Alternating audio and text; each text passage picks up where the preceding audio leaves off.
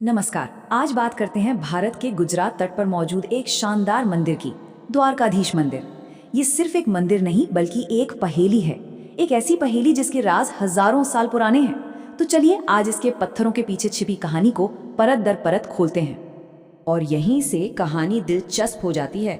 देखिए, जो मंदिर आज खड़ा है वो तो 15वीं-16वीं सदी का है, मतलब करीब 500-600 साल पुराना।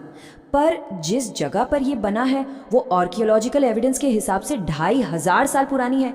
तो ये दो अलग अलग टाइमलाइन कैसे? इमारत नई लेकिन जमीन इतनी प्राचीन, यही तो है असली पहेली। तो सबसे पहले आज के मंदिर की ही बात करते हैं। इसे जगत मंदिर भी कहते हैं। जरा सोचिए, एक तरफ गोमती नदी और दूसरी तरफ विशाल अरब सागर, और ठीक संगम पर शान से खड़ा है ये राजसी मंदिर। चूना पत्थर से बना है और इसकी भव्यता ऐसी है कि बस देखते ही रह जाएं। वाकई इसकी मौजूदगी ही अपने आप में एक कहानी कहती है। चलिए अब जरा इस मंदिर के आर्किटेक्चर, मतलब इसकी बनावट की गहराइयों में उतरते हैं। ये कोई आम मंदिर नहीं है। इसका जो मुख्य हिस्सा है, जिसे निज मंदिर कहते हैं, वो एक दो नहीं, पूरे 5 मंजिला ऊंचा है। और इन 5 मंजिलों को संभाले हुए हैं 72 पिलर्स। 72! और हर एक खंबे पर इतनी बारीक नक्काशी है कि बस कमाल ही है। यही तो इसकी डिजाइन की खासियत है। और फिर आता है मंदिर का शिखर। ये 78.3 मीटर की ऊंचाई तक जाता है। सोचिए, दूर से ही आसमान में इसकी एक अलग ही पहचान नजर आती है। अच्छा, ये जो मंदिर है ये चालुक्य स्टाइल में बना है। इसके 2 मेन गेट हैं, एक है मोक्ष द्वार और दूसरा स्वर्ग द्वार। और स्वर्ग द्वार से पता है 56 सीढ़ियां नीचे उतरती हैं जो सीधा आपको गोमती नदी तक ले जाती हैं। एक और खास बात, मंदिर के शिखर पर जो झंडा है जिस पर सूरज और चांद बने हैं, उसे दिन में 1-2 बार नहीं, पूरे 5 बार बदला जाता है। और ये परंपरा सदियों से चली आ रही है। तो ये तो हुई आज के मंदिर की बात। अब लौटते हैं उस 2500 साल पुरानी पहेली पर, वो आर्कियोलॉजिकल मिस्ट्री जो हमें एक बहुत बहुत पुराने इतिहास की तरफ खींच कर ले जाती है। यहाँ से कहानी एक बिल्कुल नया मोड़ लेती है। आर्कियोलॉजिस्ट को जो सबूत मिले हैं वो चौंकाने वाले हैं।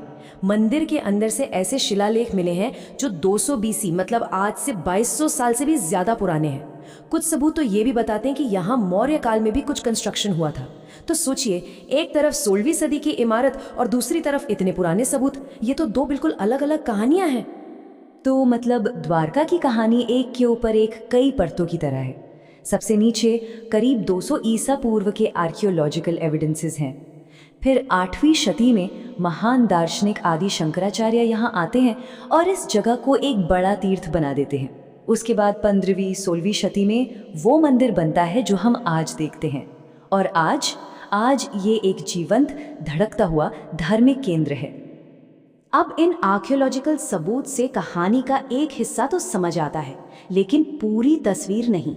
इस जगह की आत्मा को, इसकी असली जड़ों को समझने के लिए हमें इतिहास की किताबों से निकलकर पौराणिक कथाओं की दुनिया में जाना होगा। भगवान कृष्ण की कहानी में हिंदू परंपरा ये मानती है कि द्वारका कोई आम शहर नहीं था। ये खुद भगवान कृष्ण की राजधानी थी। और कहानी तो ये भी है कि उन्होंने समुद्र से जमीन लेकर इस शानदार शहर को बसाया था। और यहीं से आस्था और इतिहास जुड़ जाते हैं। मान्यता ये है कि सबसे पहला मंदिर भगवान कृष्ण के पड़पोते वज्रनाभ ने बनवाया था। और कहाँ बनवाया था? ठीक उसी जगह पर जहाँ भगवान कृष्ण का अपना घर, उनका हरिगृह हुआ करता था। मतलब ये सिर्फ एक मंदिर नहीं, बल्कि उनके घर के ऊपर बना एक स्मारक है।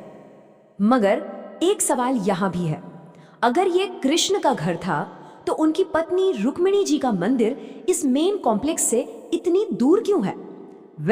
इसके पीछे भी एक बहुत मजेदार कहानी है। कहते हैं कि एक बार ऋषि दुर्वासा, जो अपने गुस्से के लिए जाने जाते थे, कृष्ण और रुक्मिणी के साथ उनके महल जा रहे थे। रास्ते में रुक्मिणी जी को प्यास लगी। कृष्ण ने जमीन पर पैर मारा और वहां से गंगा नदी प्रकट हो गई। लेकिन रुक्मिणी जी ने ऋषि से पूछे बिना पानी पी लिया। बस ऋषि दुर्वासा इतने नाराज हुए कि उन्होंने रुक्मिणी को श्राप दे दिया कि वो हमेशा अपने पति से अलग उसी जगह पर रहेंगी। और माना जाता है कि आज उनका मंदिर ठीक उसी जगह पर है। तो ये इतिहास और ये पौराणिक कथाएं ये सब मिलकर इस मंदिर को आज इतना महत्वपूर्ण क्यों बनाती हैं?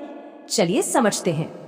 देखिए, द्वारका सिर्फ एक मंदिर नहीं है, ये चार धाम का एक हिस्सा है। चार धाम मतलब भारत के चारों कोनों में मौजूद चार सबसे पवित्र तीर्थस्थल। ऐसी मान्यता है कि हर हिंदू को अपने जीवन में एक बार इन चारों जगहों की यात्रा जरूर करनी चाहिए। ये चार धाम हैं उत्तर में बद्रीनाथ, पूरब में पुरी, दक्षिण में रामेश्वरम और पश्चिम में द्वारका। और 8वीं सदी में आदि शंकराचार्य ने ही द्वारका को इस महान तीर्थ यात्रा का पश्चिमी कोना बनाया था। तो द्वारकाधीश मंदिर की विरासत सिर्फ पुराने पत्थरों या शिलालेखों में नहीं है, ये आज भी लाखों करोड़ों लोगों की आस्था का एक जिंदा धड़कता हुआ केंद्र है।